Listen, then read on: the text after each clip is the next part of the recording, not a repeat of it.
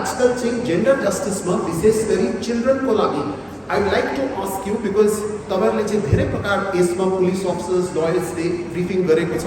What's the full form of POCSO Act? Can somebody tell me what's the full form of POCSO Act?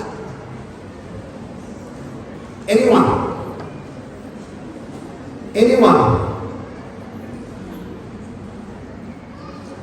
Okay, so we'll say protection of children from sexual offences, Act of 2012. Here is the protection of children from sexual offences, Act 2012. तपाईहरुलाई चाहिँ याद होला children डेफिनेसनमा under 18 years को लागि चाहिँ चाइल्डमा define गर्दैछ. अनि यो एक्ट चाहिँ बोइज एन्ड गर्ल्स को लागि जेन्डर न्यूट्रल एक्ट हो. म खाली पक्सो एक्ट को विषयमा बोल्न चाहदैन किनभने मेरो टपिक चाहिँ पक्सो एक्ट होइन. मेरो त जेन्डर जस्टिस को पुलिस को रोल हो. तर यो इम्पोर्टेन्ट हो बिकज यंगस्टर्स को लागि तपाईहरुले ध्यान राख्नुपर्ने हो. अब हेर्नुस् त पक्सो एक्ट को अन्तर्गत मोटामोटी कुनै पनि बोय या गर्ललाई अगर तपाईलाई लाग्छ तपाईहरुलाई चाहिँ सेक्सुअल हरासमेन्ट भएको छ, एक्सप्लोइटेसन भएको छ र कति खेप सेक्सुअल हरासमेन्ट र एक्सप्लोइटेसन गर्ने आफ्नो नोन रिलेटिभ हुनुहुन्छ, एक्वेन्टेन्स भनेको चिनाजानी व्यक्तिहरु हुनुहुन्छ. आजकल चाहिँ हाम्रो यहाँ चाहिँ मान्छेहरु ओपनली आएर केसेस रेजिस्टर गर्दैछ. We are proud of this fact. र यो कमिसनलाई म यो पनि भन्न चाहन्छु, the chairperson of the commission, madam, one of the things we'd like to very proudly state is यो टीचर्स को लागि पनि हो. हामी जब बिग फोरम्स मा जान्छौं कति ठाउँ हामीले क्वेशन हुन्छ सिक्किममा त यति बेसी चाहिँ पक्सो एक्ट को केसेस रेजिस्टर हुँदैछ, तपाईको पपुलेसन त 6.5-7 लाख मात्रै हो, तपाईको स्टेटमा त यति बेसी कसरी हुँदैछ भन्ने यसका मतलब के तपाईको स्टेटमा अपराध बेसी छ. But we very proudly state, हेर्नुस् म पुलिस अफिसर हो मैडम, कति स्टेट्समा ल बनाउने एउटा कुरा हो, ल त कागजमा लेखेको हुन्छ तर त्यसलाई इम्प्लिमेन्ट गर्ने एजेन्सी पुलिस हो. कति ठाउँमा and sometimes I am embarrassed to stay in many other states वहाँको पुलिस अफिसर्सले 10 वटा पक्सो कम्प्लेन आयो भने 2टा मात्रै रेजिस्टर गर्छ. जहाँ प्रेसर बेसी पर्छ त्यो मात्रै रेजिस्टर गर्छ. तर हाम्रो पुलिस स्टेशन्समा सिक्किममा we are very proud of Sikkim police. हाम्रो एसएचओस, ओसीस, हाम्रो एसडीओस, एसपीजहरुले फ्री एंड फेयर रेजिस्ट्रेसन गर्नुहुन्छ. यहाँ कम्प्लेन्ट आउनु बित्तिकै द मोमेन्ट उनीहरूले याद पाउँछ यो अफेन्स भएको छ, दे रेजिस्टर दिस केसेस. त्यसले गर्दा के हो सिक्किममा यो free and fair registration of अफेन्सेसले गर्दा जब टोटल फिगर्स देखा पर्दा यस्तो लाग्छ कि 6.5 लाख जनसङ्ख्यामा यति बेसी अपराधहरू हुँदैछ.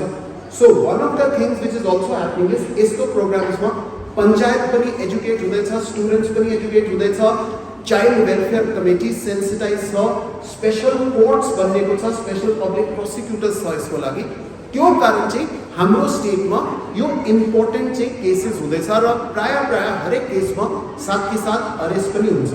तर एउटा कुरा चाहिँ I would like to put this, यो स्टुडेन्ट्सले ध्यानपूर्वक सुन्ने हो, टिचर्सले पनि ध्यानपूर्वक सुन्ने हो. यो चाहिँ ल बनाउनेहरूले चाहिँ फ्युचरमा के गर्ने, because we are not the law makers, law is made by the parliament. यो कमिसनको लागि म कुरा अगाडि ल्याउन चाहन्छु. The point I am trying to make is यहाँ चाइल्डको डेफिनेसन चाहिँ 18 इयर्स दिएको छ. My friend Nirmal would know this fact. We have done a couple of programmes also on this. टिचर्सले विशेष गरी ध्यानपूर्वक सुन्नुपर्ने हो बिकज गर्ल्सको पनि तपाईहरुको आफ्नो ब्रदर्स, तपाईहरुको आफ्नो रिलेटिभ्स पनि यङ एजमा they are going to the lockup. Now मेरो काम हो तपाईहरुको अगाडि इस्युलाई क्लियर बताउने. यो त पछि पार्लियामेन्टले के गर्ने होइन उनीहरुको. पक्सो एक्टको मुख्य उद्देश्य थियो कि नोन एक्वेन्टेन्सेसमा, रिलेटिभ्समा होस्, चाहे चिनाजानीमा होस्, चाहे नचिनेको होस्, जो मान्छेहरूले यङ चिल्ड्रनलाई सेक्सुअल एक्सप्लोइटेसन गर्दैछ उनीहरूको विरोधमा घोर एक्सन गर्नु. भेरी गुड एक्सन हुँदैछ, त्यो सबै पक्रा खाँदैछ. तकरिबन 70% ल को इम्प्लिमेन्टेसन इज भेरी गुड. तर 30% र हाम्रो स्टेटमा म्याडम 50% जस्तो केसेस यो हुँदैछ. कस्तो हुँदैछ यहाँ चाहिँ म किन भन्नु चाहन्छु because youngsters from colleges and schools are getting arrested. हेर्नुहोस् है, यो कुरा चाहिँ मैले भन्नुपर्ने हो, तपाईँले पनि बुझ्नुपर्ने. प्रब्लम कहाँ आउँछ जब यङ एजमा आफ्नो रिलेशनशिप हुन्छ, when the girl is below 18, when the girl is below 18 and the boy can also be below 18 or the boy is above 18, तर जब पेरेन्ट्सले थानामा एफआईआर लिएर आउँछ, भित्रको कुरा के हुन्छ, बोय र गर्लको आपसमा रिलेशनशिप हुन्छ, अफेयर हुन्छ, कोही बेला एलोप पनि भएको हुन्छ। when they return back, कति ठाउँ पेरेन्ट्स चाहिँ थानामा आइहाल्छ, पेरेन्ट्सले भन्छ हल्ला केटाको अगेन्स्टमा केस रेजिस्टर गरौँ।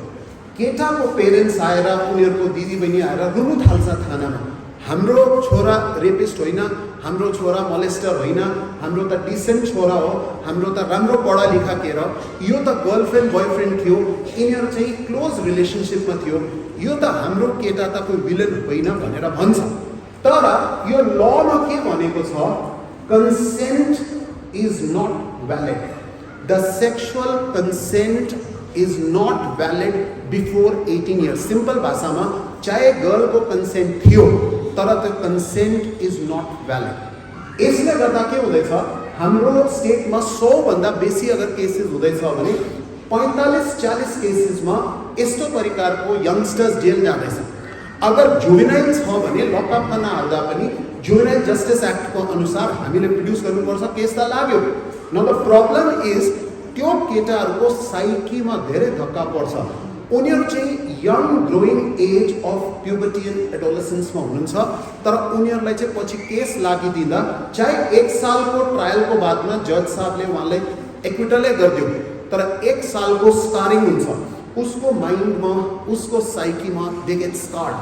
This is a indelible impression left on their minds and psyche. यो कुरा चाहिँ म किन भन्न चाहन्छु, national commission of protection of child राइट्सले पनि पार्लिमेन्टेरियन्सलाई सुझाव दिएको थियो। उनीहरूको सुझाव के थियो कि पार्लिमेन्टेरियन्सले यस्तो केसेसमा जहाँ यङ एजको कन्सेन्टको साथमा रिलेसनसिप छ भने एज चाहिँ घटाएर 18 देखि 16 अथवा 15 मा गरिदिनु पर्ने हो।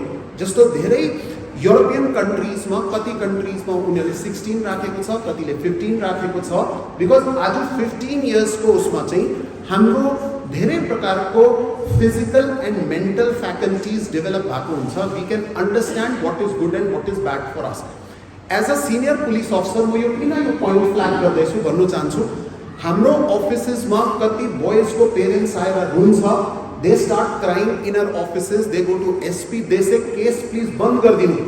फ्रेन्ड्स, एकताल केस रेजिस्टर गरेपछि चाहिँ पुलिसमा पार्लिमेन्टेरियन्सले कुनै पनि अथराइजेसन दिएको छैन केसलाई बन्द गर्नु। So we can empathise with them, we can sympathise with them, we have no power to close down the cases.